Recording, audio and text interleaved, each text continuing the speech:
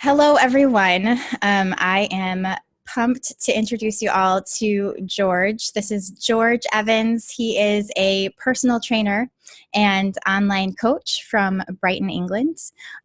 Also, he is a man with chronic illness, and he has agreed to be on the podcast. So thank you, George, for being here. You're more than welcome. So the first thing I like to ask, because I don't like just kind of launching into chronic illness. It's just sort of, I don't know. It's not as, it's not as fun. How long have you been a personal trainer, an online coach, and kind of what brought you to these roles? Got you. So I've only actually been a personal trainer and coach since 23rd of July. I got qualified. But Oh, wow. Yeah, not long at all. But Yeah. to be fair, my whole life's been revolving around fitness and health. Cool. So the qualification phase was fairly straightforward. It was just a case of getting it done and then transferring all the skills into actual reality, which is a whole different ballgame. Yeah. But what got me there is I used to do office jobs. I was an estate agent selling houses, which was always fun and games, dealing with £1 million worth of someone else's money. Always going to be good. I then went into a sales and logistics management role for a car detailing company. Wow.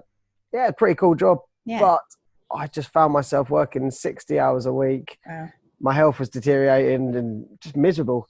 And when you're doing a couple of hours of treatment a day, 10, 11, 12 hours work a day, there's no time to actually have a life. So I thought, start something up on my own, start a new business, start something healthier, give me a much healthier, more fun lifestyle. And a year down the line, here we are. I love that. You just made it happen. You're like, I'm done. I'm done with that other thing. It's got to be done. Got to take control of it. Yeah. So I've been cyber stalking you in a healthy interviewer kind of way. Sorry. But I want to know more about your story with cystic fibrosis. How long have you had it? Well, obviously since birth, right? So, Yeah. Okay. There's a post on your Instagram account of you in the ICU. And that was a pretty moving post to read. So could you just tell me a little bit more about that day? What got you there? What happened? Yeah, so the one in intensive care is an unusual one. It was actually not something CF related. Oh, really? Okay. Yeah, that's kind of the irony of it. It's really Yeah. like, if it happened to anyone else, you'd have had 3 or 4 days in hospital. You'd be recovered. You'd be fine. You'd be out the door. Absolutely fine. Yeah. But of course, it had to happen to me. It's a bit of fun and games. So I think I basically had a hole in my bowel system. My lower intestine fell through it, twisted up and died. Yeah, a bit of a minor inconvenience. Oh, dear God. So your intestines died. Yeah, so basically they thought it was a blockage, which is very common in CF, where you just get blockage in your intestines where you just basically can't go poop, which is not so pleasant. No. So the hospital thought it was that, so they weren't too keen to jump into any sort of action. They were like, yeah, it'll pass. So that was, the Sunday night I had the pain. Sunday night got an ambulance to hospital thinking, this isn't ideal. And then I think it was Tuesday morning. No, it was Tuesday afternoon they operated. So a couple of days of just them thinking it's going to pass, which it didn't. Tuesday they operated, told me it was going to be told my parents it's going to be a 2 to 3 hour surgery. It shouldn't be too complicated. Cut me open. This is a bit of an issue. 7 hours later, Wow. they finally wrapped everything up, and I'm 4 meters of a lower intestine short. Oh, wow. 4 meters. Yeah, I think you're born with 6 meters from memory, and I have 2 left. Jesus. Oh, man. So how long did recovery take for that? Like, what? So recovery was an interesting one. I had 10 days in intensive care. Wow. One of the days, I think one of my lungs collapsed as well, standard fun stuff, as you do. And then I think I had another 18 days in an isolation unit before I was finally allowed to go home. But on the plus side, they made me birthday cake because it was my birthday was in there. So oh, that was nice. Free cake. Yeah, can't be all bad, can it? Free cake. Right. Forget losing the majority of your intestines. Yeah, You got cake. So yeah, cake's the life. That's all. That's all that matters. Okay, so it had nothing to do with cystic fibrosis. No, the CF just made it the recovery much worse, and Yeah. the general anesthetics really bad for our lungs. So it Okay. just made all of that, the whole process, just much more stressful on my body. Yeah. Can you tell me more about cystic fibrosis? Because I think people kind of like they get that it's lungs, but Yeah. beyond that, I don't think they really understand. So could you just tell a little bit about the disease? Yeah, of course. So CF, it primarily does affect your lungs, but it's also your digestive system, your pancreas. So every time I eat, I have to have tablets, just enzymes which your pancreas creates. We just don't, or the majority of CF people don't create them. So we just have to have enzymes to help break down the fats, um, digestive system, things. Basically, a person with CF needs to eat between 10 and 100% more food than a regular person, just because we don't extract the nutrients out of the food, which has its benefits if you're quite fond of food, which I happen to be. Yeah. But it can also be very hard work if you're trying to put on weight and all of a sudden you have to eat double what a regular person would have to eat. It's incredibly hard work. Yeah. Which is why if you search the hashtag CF or cystic fibrosis, sorry, you'll find people with feeding tubes just because they can't get the food in them. Wow. And you end up in a very downward spiral with, pardon me, if you end up on antibiotics, you lose your appetite, but you need to gain weight. So it all just goes a bit horrible, but that's a different part of it. But yeah, the main part of CF is the lungs, and basically we create more sticky mucus. So everyone knows what mucus is. We just create your mucus will be much more watery based, whereas ours just is a bit clumpy, a bit dark, a bit greener, just a bit more grim basically. And that's pretty well the gist of it. And it's just a case of we also have a slightly compromised immune systems just from being ill a lot basically. And most of the time, I think I've got 3 chest infections currently. Jeez. Well, I say chest infections, like I'm completely fine. I'll do absolutely everything, but there is these little infections on my lungs that are constantly like eating away, doing little bits of damage and creating more mucus. Okay. So I have antibiotics every single day, just to keep them at bay rather than to eradicate them completely, because they've been there for years, so Gotcha. they're kind of colonized down there. They're just chilling. How nice of them. Yeah, delightful little buggers. So you do daily treatments, right? Like, what does that look like? What does that entail? Yep. So I do physiotherapy every single day. Okay. And I've also got a nebulizer. I've actually got it with me. So for the people that got a video, it's literally a little liquid goes in under here. Goes in there. You put the little lid on, and that then comes out as a mist, which you can breathe in. And it's a hypertonic saline. And it's basically salt water. And the salt helps break down the mucus so that when you're doing the physiotherapy, you can move it a lot easier off your lungs and cough it up and basically get it off your lungs. Okay. That's the majority of my treatment. To be fair, I'm very lucky. I don't do a huge amount. But that said, I'm also in the gym 6-7 times a week. I play hockey 3 or 4 times a week as much as possible. So it's a case of, I might not do a lot of CF treatment as such, but in reality, I'm putting hours and hours and hours above what I should be doing, or what I need to be doing just to stay where I am as such. And I've read that, so that exercise actually is something that they recommend for people with cystic fibrosis. Okay. Why is that? For like the heart, for just getting your lungs going, or why? Yeah, finally they've started pushing the exercise train, which is brilliant because more people need to be doing it. Yeah. So basically you want your airways to be open as much as possible. A lot of people get like plugs with CF. So literally, a standard electric plug, you plug it in the wall, job done. Whereas we get mucus that clogs the airways. So once the airways get plugged up, they're pretty ineffective. So you just want to you basically want to keep your lungs as open as possible. And by doing the exercise, that's what helps keep them as inflated and used, and basically just stops them getting plugged up. So that's why the exercise is brilliant. Plus, your lungs work better, they're more efficient, your heart's better, you're healthier. So if we do have infections, you're going to recover quicker, you're going to be fitter to fight them off. There's just a never-ending list of benefits to why the exercise and being fit helps people with CF.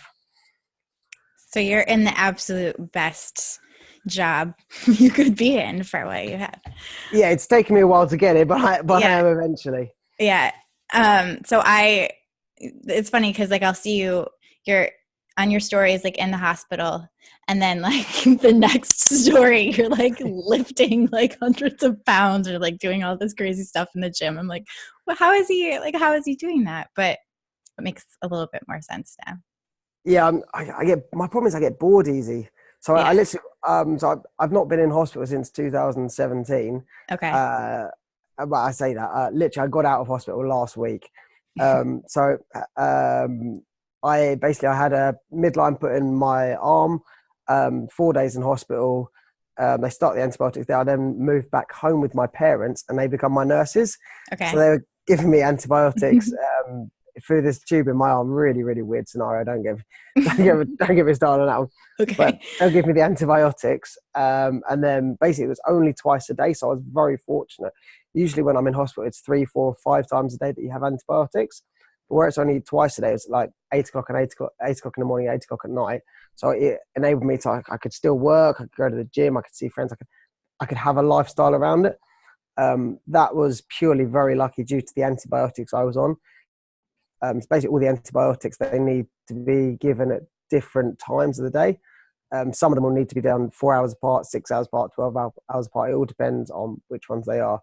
But I was a very lucky little boy. I got the ones that needed 12 hours apart, so I could still work, still go to the gym. And to be fair, for my thought process was the more I can do physically, like exercise wise with the gym, go for runs and all that jazz, the better it's going to be because my lungs will be more open and the antibiotics will be able to get more crap cleared, basically. Okay. That was my thought process. Whether or not it works or not, makes sense. I think it'll work. It seems to have done all right. I'm not sad with how the antibiotics have worked out. So yeah. So are you off the antibiotics now? You're not? yes. Yeah, okay. literally went last Wednesday. So Yay. 9 days ago, thank God. Good. So weird. It's nice to be back home. Yeah, I bet.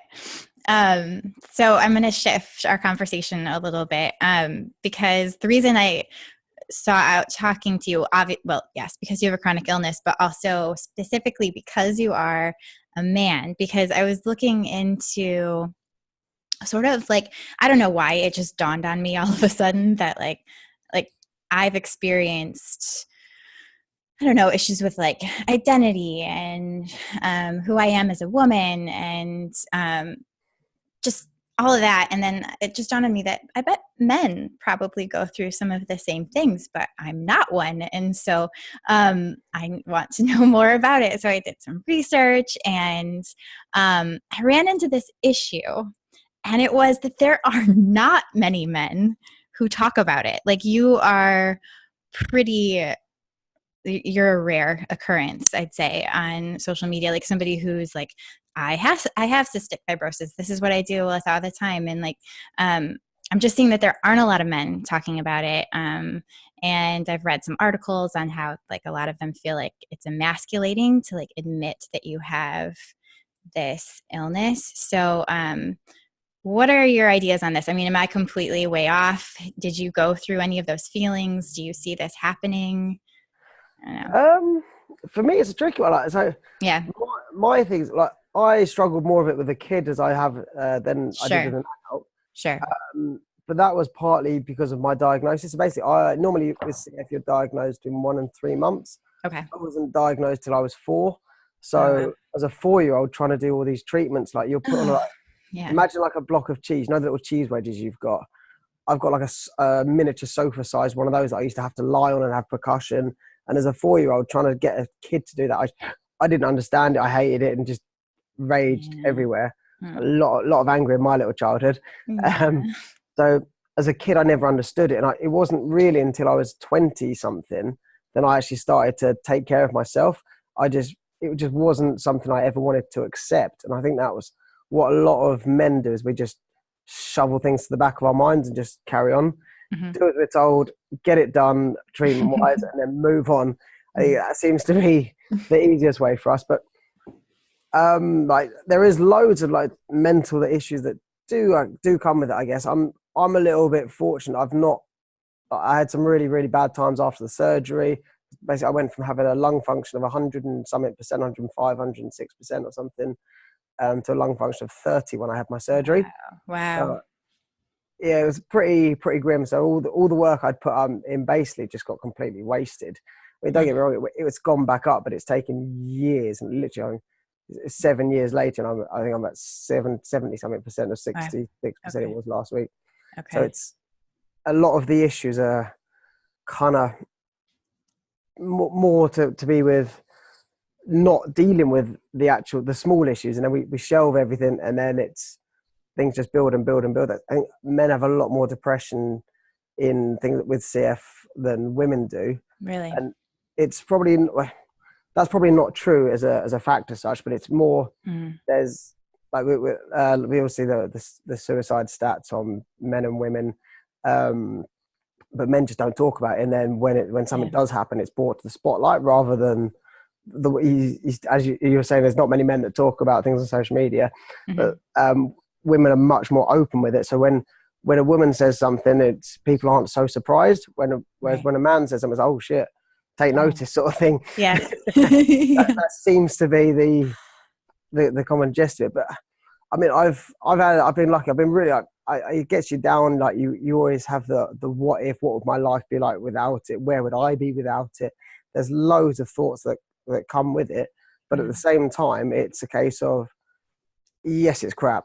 Things could be better. Things could be different. But things could always be worse. And I'm a big believer, and I'm very lucky that I was pushed into, well, not pushed in sport. I'm very competitive. I can't stand losing anything. I'm such a sore loser. I'm miserable. But I've had that since I was a kid. So I was always playing sport. And then as my lungs got worse, it was a case of, right, now I need to find a way to actively beat them. And it was a case of change the food, change the sport, change how I'm exercising. So it's a case of, rather than having a negative thought towards it, it's a case of you got to make it positive and find ways to beat it rather than getting down about it. Yeah. And I think it's very easy to sit here and say that because I'm lucky enough to be able to spend an hour or two in the gym every day. And I'm fully aware when I was in an office that just physically wasn't possible. So I'm very aware that it's a bit of a luxury, but at the same time, we all have to take responsibility, and not enough people do. I think there's so many of people with illnesses of all sorts. They want to feel sorry for themselves. They want to play the victim. And as harsh as that sounds, that only makes the problem worse. Whereas it's the classic case. If you've got a friend that you know they've said something stupid and you just can't be asked to deal with it, you don't want to speak to them because you know it's going to be awkward. But not speaking to them makes that problem so much worse when you do finally speak to them. It's the exact same with our illnesses. If you don't confront the problem, it's going to get worse and it's going to bite you in the arse so much more. So it's just a case of dealing with the issues head on. And I found that's the best way for me, that any struggles I've had mentally and physically, that's the way that I can kind of get things better, I guess. That is like what I respect so much about you, and why you're someone I sought out.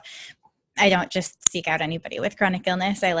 You can always tell when someone's living, like, that's the whole point of this podcast, right? Chronically well, like people that are living well despite their illness. And so I guess if you could give advice on that, like what would you, like, how do you hit it head on? Like, what are some things that you do to really just deal with it? Start small. Never go big. Like, don't get me wrong, I have massive, massive goals, but they're not achievable next week. They're not achievable next month. They're achievable next year or 2 years after. Start really small. Like, for instance, when I got out of surgery, I had to walk with a walking stick. It was a case of learning to walk again. Do the 100 meters, do 10 meters, do whatever it takes. If it's a case of you've got bad lungs, just because that's a subject I kind of know a little bit about, get to the gym, or don't use a gym. Just go for a walk. And once you start getting comfortable doing a 500-meter walk, speed it up, go for a faster walk, then start jogging, and then build it into a run. Just really start small. And then day by day, you'll see slight progress. And it's not about going to the gym and benching 100 kilograms and think, Jesus Christ, I smashed that, because you'll screw yourself over because you can't recover. So It's a case of making sure that you can get the little goals. pardon me, make some little exercise programs, start small, and then you can make sure you're recovering as well. Because the last thing you want to do is have a massive, like, I don't know, it's hard. I've got so many things going in my little precious head. I love it all. I love it all. Take your time. Yeah, for me, I like to, most of my things I attack head on purely with exercise, just because my lungs don't work. Mm-hmm. So I'm sure if you've got joint pain, muscular pain, then there's different ways of doing things. So you can stretch or roll or something, and that will give you the same issues that my lungs have. Mm-hmm. But for me, it's a case of go for a little walk, go for a little jog, go for a little run, build it all up, and make sure that if you say you were to go for a run, do like a 1K run, make sure you're recovering, doing your stretching, doing your rolling afterwards. Because the last thing you want is to do that run on a Monday and not be able to go for another run until Friday because you were in so much pain just from the DOMS or whatnot. So it's a case of making sure you're looking after yourself through the whole process. So from start to finish, it's not just about that 1 hour of exercise or that 1 hour of getting something done. It's about the whole day, looking after yourself. And that's for me is the one thing that people should kind of take home from anything useful, I might say.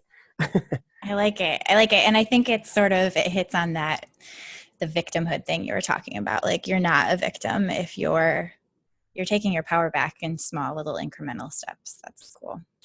Definitely. So is there any other advice, like, other than, like, start small, any other advice, like, for the, sort of like the thoughts that go through your head and like the depression that might come up, or just dealing with that? So you have had this your entire life, but I'm sure you've kind of gone through phases of dealing with these things. And some people just suddenly get a diagnosis. Like, what would you say? How do you process through those thoughts? And how do you come to the point where you're at, where you're in, you just got your intestines taken out and you're happy about cake? Like, how do you get yourself there? Like, is it something you can learn, or is it just the way people are? What do you think? I think it's a case of appreciation. You have to appreciate what you have had. So say you're 20 years old and you just get diagnosed with, call it CFer, it's not going to happen. It's very, very unlikely to happen. But you've had 20 years of enjoying everything exactly how you want it, no problems. And now you've got to add treatment to your life, or exercise more, stretch more, whatever it is, or eat differently, stop eating food. Diabetes, for example, that sort of thing. Yeah. It's a case of you've had an amazing run. Don't ever forget that. But now you want another 20 years that are going to be good.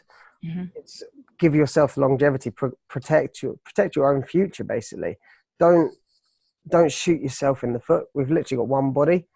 Why? I've never understood why people are so happy to screw themselves over. It's like, there's people with the CF that smoke, and I cannot understand it. Yeah.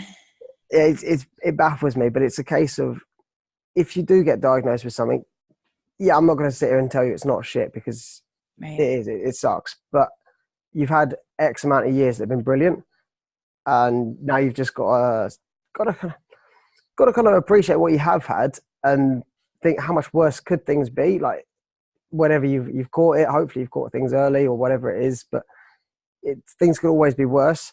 And it's a case of, now life's just a little bit different, but it's not still crap. Like, you can still enjoy yourself. Yes. It's just different. And you see time after time people say, oh, I've got this, I don't know what to do with myself, I just don't want to do anything. It's like, you're doing nothing. It's the worst, because all you're going to do is sit in and think about how crap things are. Right. Where it's a case of actually get out there and you can use it to your advantage. Like, I get to meet loads of cool people purely because I've got CF, and it's like, right, that wouldn't happen to me if I didn't. And it's crap having CF, but you got to find the good things in life.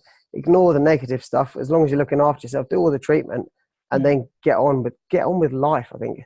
But don't worry so much. Just get shit done and enjoy it. That's for me, like, the big thing, because too many people are so wound up on playing the victim, and it's a case of, yes, it's crap, but what does telling the world how crap it is change? Absolutely nothing. Right. Pull your finger out and make things better. No one's going to make things better for us. We have to do it ourselves. And the more people that realize that, the better. we live in such an instant generation where people want everything now. They want to be healthier. They want to be fitter. They want to be everything now. And it's a case of, well, no, that's not possible, especially with illnesses. We have to look after ourselves. Things do take longer. We aren't necessarily going to get to the absolute peak performance of fitness or whatever it is you're trying to do. You might not be able to do that, but pick goals that are achievable and make them happen. And what you'll find is people give you even more recognition because of what you've got, and you're still doing that, rather than, oh, it's okay, don't you worry, it's okay. I think for me, that's something I hate the most, is when people give you sympathy. It's like, I don't want sympathy, I don't give a shit. Get back in your little box and treat me like a normal person. Yes. I'm not any different. I just have to do extra stuff. It doesn't change things. So it's a case of, if you have been diagnosed with something, appreciate what you have had. It's been a good run, but now things are a little bit different. Don't wallow. Just get on with it. Make things better. The longer you sit there thinking, oh my God, this is dreadful, the worse things are going to be. Just pull your finger out and make things better for yourself. I love that. I love that. And don't you think, I don't know, I think people that have to deal with illness would just appreciate the good things a lot more. Like, you don't take things for granted. The good things that happen, you're just like, sweet, this is great. Definitely. Things are so much better. So basically 90% of the year, I can't smell or taste very much at all. Whenever I have antibiotics, for like the next 2 to 3 weeks, I can taste really well and I can smell things. So at the minute, I'm eating bad food that I really shouldn't be eating. Just because I can taste them, I'm like, give it to me. I'm having it all, the whole lot. And it's not doing my chest any favors, but it's making my head feel a whole lot happier. I think that's worth it. I couldn't have chocolate for 2 years. So now it's like. Yeah, I'm with you there. Enjoy the chocolate where you can. Love the chocolate. Yeah. Okay. So let me see which question we go to. What patterns do you think people need to change in order to make the most of their physical or mental health journey? Like, what sort of patterns do you see that kind of hold people up? Maybe what you already said. Yes, I think it is more. I've probably touched on most things already now, but it probably is a case of just stop feeling sorry for yourselves. No one is going to change it. Just instead of saying, I'll do it on Monday, there's a lot of that I notice in the illness community as such, where people, I'm going to start this next week, I'm going to do this next week. Just do it now. Don't stop, and don't look for shortcuts. So many people looking for shortcuts. There is no such thing as a shortcut. There's no substitute for hard work. Stop looking and start working. Love it. You're such a coach. You're everything you're saying. So let's see. Tell me a little bit more about George, the brand, because you've got like your website that you've launched. What is the mission there? Who are you trying to reach? And what kind of does your online coaching entail? Got you. Yeah. So basically, I started the one-to-one coaching because I genuinely, it makes me happy seeing that I've been able to turn my life around with my food, my fitness, and changing everything. And I want to be able to bring that to friends and family and people that I just want to help as many people as I can change, not just their physical appearance, but it's the mentality as well. You can change someone's confidence and the way they treat their entire life and their lifestyles as well, just by getting them in the gym a little bit and talking some sense into people. Like, you can change how people eat, and it can change their entire energy. Because I've got clients that have had, like, they just live off sugar effectively, and their energy just go up and down, up and down, up and down. But you change it to giving them proper foods, like real meat, vegetables, proper real normal food. Yeah. And all of a sudden they're like, I've got so much more energy. I was like, well, no. That's kind of what happens when you eat properly. Who knew? Unbelievable. For me, I just want to help as many people transform their lives and become healthier, but not just healthier. I want them to be happier as well, and looking good and getting strong as a byproduct of just putting the hard work in to change the lifestyles as such. And the online coaching is basically a way for me to, because with people with cystic fibrosis, we can never meet each other purely because of the cross infection. So say for instance, there's 20 chest infections you can get. Wow. I've got 3 of them. I'm just making ballpark numbers. Okay. I was like, that's a lot. Okay. It's probably more than 20, but call it 20. Say I've got 3 of them. Okay. You've got a different 3. Okay. Because we've got compromised immune systems, and if we were to meet, we run the risk of picking up another 1, 2, or even 3. So it's just a dangerous game to be playing. So I can never meet another person with CF, or I say you should never actively meet people with CF. Really? Oh, I didn't know that. Yeah, it's so there's a movie coming out at the minute, 5 Feet Apart. That's basically a love story about 2 people with CF that have to stay 5 feet apart, basically. That's so sad. Yeah, it's pretty brutal. But I've not seen the movie yet, so I'm looking forward to seeing it. But to me, that's probably one of the hardest things of CF, because the people that you share most in common with, you can never see, and it's kind of a tricky one. But that's also part of the reason I've set up the online coaching, because I can never see them. I want to be able to help them. Oh, I love it. I love that. Sorry, keep going. No, you're good. I know what's worked for my body, and if what I've done works for me, then surely across the wide board, there's ways that we can implement things to help everyone else. And it's not just people with CF. I get people with all sorts of illnesses messaging me saying, "Oh, I know you've got CF, but can you help me? This is what I've got. This is what I can do. This is what I need to do. This is what I want to do." And it's a case of, I might not know anything at all about what you've got, but I can find out, I can learn, I can research, we can talk. There's loads of ways about things. And the online is just a way for me to branch out and help more people throughout, not even just the UK, like the world. It's cool. I've got clients in America, and it's just like, this is so weird, but it's so cool, because without the internet and without having that online base, it's not something that's ever achievable. And if I was just doing one-to-one PTing, I don't think it's that cost effective for people to fly to England for an hour session and then fly back home. Right. So the online platform for me is just a way of branching out and helping more people get to where they want to be physically and mentally. Wow, that makes so much sense. I've never seen the function of online coaching more appropriate. That's awesome. All right, so I have to ask this question, because I know that like every girl that's watching this right now, every girl with chronic illness wants to know, or if you're just listening and you're hearing the accent, do you have a girlfriend? No, I don't. Not at the minute, no. Okay, they're going to start lining up. All right, you heard it, ladies. We have to lighten the mood a little bit. It's got to be done. Yeah. All right, aside from squats and leg lifts, what gets you going? What are some things you like to do? So I actually play ice and roller hockey. So that's my little downtime. I haven't signed for a team, so I'm not playing properly. But it's just, I go and train, I play, have time with the mates, just a time where I'm not coaching, time where I'm not working, my phone's in the bag. It's just complete downtime. Yep. Ironically, it's probably harder work than in the gym, but it's great for my lungs, it's great for my head. It's just fun. It's a bit of a niche sport, and it's nice bit of time away. Sweet. Cool. All right. What's the most obnoxious stereotype that Americans have of, okay, so is it Brits, British, English? What do I say? I'd go with Brits. Brits. Yeah. Okay. I mean, we are British, but we're Brits, and it's all fine. Brits. All fun and games. Okay. So what's our most obnoxious stereotype of you? Tea and scones. Always. Always. I mean, I love a good scone. Can't stand tea. You're a coffee drinker. I've seen that from your Instagram. Oh, yeah. Yeah. Love me a nice little black coffee. Awesome. All right. So sorry, everyone. I didn't tell you. We're jumping into rapid fire questions to wrap up the interview. But so someone's giving you a free trip tomorrow. Where would you go? Oh, easy. Well, as I say, easy. Anywhere on a desert island where there's a hammock, music, and an unlimited supply of food and cocktails. I feel ya on that one. Favorite exercise? I'm going to go single leg press at the minute. Okay. Yeah. All right. It's a weird one. It's brutal. It's unnecessary. Yeah, it looks terrible. I can't say I've ever done one. So. I keep it that way. It's definitely best to not do it. It's horrible. Okay.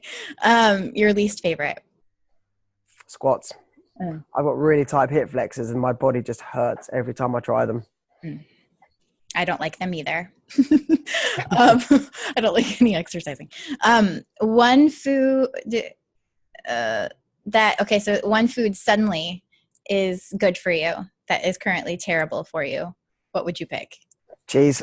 All day long. My body absolutely reacts horrendously to cheese. So I used to eat 2,000 calories of cheese a day easily. That was my how to maintain weight as a kid growing Just up. have a wheel of it that you I easily eat a block a day, no bat, without batting an eyelid. That's Easily. amazing. That's amazing. Well, maybe they'll find a way to make it healthy for us. Fingers crossed. Your current mantra. 1% better every single day. That's what I aim for. Either it's 1% fitness, exercise, weights in the gym. If you're making 1% progress every day, over the next 10 days, everything's going to get better and better and better. Love it. Music you can't live without. I'm a weird one. I'll listen to any music. Don't listen to music and you exercise all the time? Oh, no, I'll listen to any music. I thought you said. Yeah. Gotcha. No, God knows. I have headphones in every session. Okay. I just literally put it on like chart music, don't care, not bothered, Anything. Country music, you're cool with country? Yeah, it doesn't bother me. Not opera and heavy rock. That's a bit too much for me, but anything else. Well, you're a they gave me cake kind of guy, so you're good with any music too. That makes sense. Pretty well. Beach or mountains? I know this. I don't know. It's a tricky one. Oh, really? Oh, I thought you were going to say beach for sure because of the desert island. I love skiing and snowboarding though. Oh. Okay. And it's really, really clear air up there. So when you got crap lungs, it feels nice. Yeah. But it's cold. I'll be kind. Okay. I was going to say, I'll let you pick both if you want to, but okay. All right. You have 5 minutes to live. What do you do? What do you say? Who do you call? Order an extra large bacon double cheeseburger. Got to go out with a bang, haven't you? Nice bit of food. I like that. And got to call the parents. Go see the parents. Aww. It'll be nice. Yeah. And probably go for a nice little skate. Music, chill, relax. If it's all going tits up, go enjoy it. Why not? Right. Love it. Perfect. Okay, so those are all the questions I have for you today, George, but I want everyone to be able to find you. And can the coaching that you have offered online, can they enroll in that now? Yeah, definitely. Okay. So I've still got spaces. I'm going to cap it at 25 clients, but I'm not anywhere near that at the moment. Okay. Purely because I've just upped to how many I was going to take on. So there is still spaces for my online coaching. Best place to contact me is at my Instagram. It's G18Evans. Just slide on into DMs. That is where you most likely get a reply, purely because the website is being built at the moment. So it's just a holding website, just with little contact me details, but it's much easier to have a conversation, find out more about yourselves, and see where things go. Cool. All right. Well, thank you so much for talking with us today. It was really good to get your perspective. I love that. 1%. Wait, what was the mantra again? 1% every day. 1% every day. All right. Thank you so much, George. More than welcome. It's been lovely. Thank you for having me. Yes. My pleasure. Bye-bye. Bye now.